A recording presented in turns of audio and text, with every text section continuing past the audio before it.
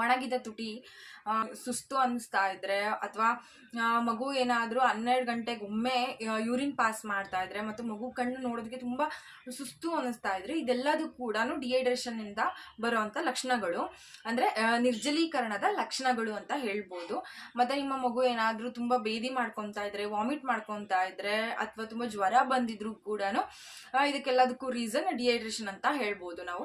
So ಈ ಥರ ಸಂದರ್ಭದಲ್ಲಿ ನಿಮ್ಮ ಮಗುನ ಡಾಕ್ಟರ್ ಹತ್ರ ಕರ್ಕೊಂಡು ಹೋಗೋದು ಒಳ್ಳೆಯದು. ಇನ್ ಕೇಸ್ ಮೆಡಿಸಿನ್ಸ್ ಏನಾದರೂ ಬೇಕು ಅಂದರೆ ಕೊಡಿಸಿ. ನೆಕ್ಸ್ಟು ಈ ಥರ ಏನಾದರೂ ಡಿಹೈಡ್ರೇಷನ್ ಆದಾಗ ಮಕ್ಕಳಿಗೆ ಪ್ರತಿ ಅರ್ಧ ಗಂಟೆಗೊಮ್ಮೆ 1-2 ಚಮಚ ನೀರನ್ನ ಹಾಕ್ತಾನೆ ಇರಬೇಕು, ಕುಡಿಸ್ತಾನೆ ಇರಬೇಕು ನಾವು.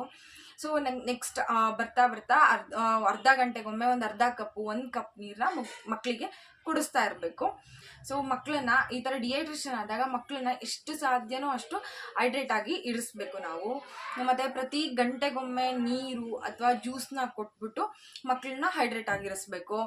ನಿಮ್ಮ ಮಕ್ಕಳು ಏನೂ ತಿಂತಾ ಇಲ್ಲ ಅಂತ ಅಂದರೆ ಪ್ರತಿ 2 ಗಂಟೆಗೊಮ್ಮೆ ಅಟ್ಲೀಸ್ಟ್ ಸ್ವಲ್ಪ ಸ್ವಲ್ಪ ಆದರೂ ಹಣ್ಣಿನ ಜ್ಯೂಸ್ನ ಕೊಡ್ತಾ ಇರಬೇಕು. ಅಜ್ಜಿಯ ಮಾತು. ನಮ್ಮ ಅಜ್ಜಿ ಏನು ಮಾಡ್ತಾ ಇದ್ರು ಅಂದರೆ, ಈ ಥರ ಡಿಹೈಡ್ರೇಷನ್ ಆದಾಗ ಬಾಳೆಹಣ್ಣಿನ ರಸ ಮಾಡಿ ಕೊಡ್ತಾ ಇದ್ರು. ಮತ್ತು ಆಲೂಗಡ್ಡೆನ ಬೇಯಿಸ್ಬಿಟ್ಟು ಅದನ್ನು ಕ್ಲೀನಾಗಿ ಮೆತ್ತಗೆ ಕಿವುಚಿ ಕೊಡ್ತಾ ಇದ್ರು. ಈ ಥರ ಬಾಳೆಹಣ್ಣು ಕೊಡೋದ್ರಿಂದ ಆಗಲಿ, ಆಲೂಗಡ್ಡೆ ಕೊಡೋದ್ರಿಂದ ಆಗಲಿ ನಮ್ಮ ಬಾಡಿ ಎಷ್ಟು ಸಾಧ್ಯನೋ ಅಷ್ಟು ಹೈಡ್ರೇಟ್ ಆಗಿರುತ್ತೆ ಅಂತ ಅವ್ರ ನಂಬಿಕೆ. ಸೊ ಈ ಥರ ಏನಾದರೂ ಮಕ್ಕಳು ಡಿಹೈಡ್ರೇಷನ್ನಿಂದ ಬಳಲ್ತಾ ಇದ್ದರೆ ಎಷ್ಟು ಸಾಧ್ಯನೋ ಅಷ್ಟು ಹೈಡ್ರೇಟ್ ಆಗಿರೋದಕ್ಕೆ ನಾವು ಪ್ರಯತ್ನ ಪಡಬೇಕು. ಅಂದರೆ ಸ್ವಲ್ಪ ನೀರು ಕುಡಿಸ್ತಾ ಇರಬೇಕು.